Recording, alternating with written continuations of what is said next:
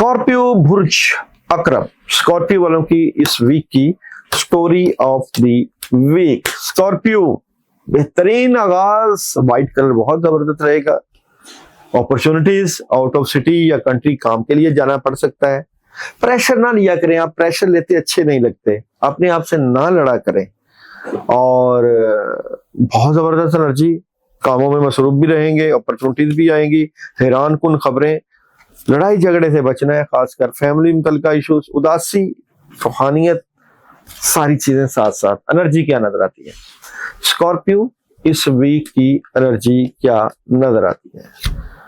देखिए जी, सख्ती, मुश्किल के बाद आसानी, हासदीन मौजूद हैं, नुकसान पहुंचा रहे हैं, आप बच भी रहे हैं और हालात को भी बेहतर कर रहे हैं। तो एक मुकाबला रहेगा इस वीक में। जॉब, बिजनेस और कैरियर, स्कॉर्पियो वालों का इस वीक में कैरियर वाइज आपको अभी डिसीजन लेने में प्रॉब्लम आ सकती है।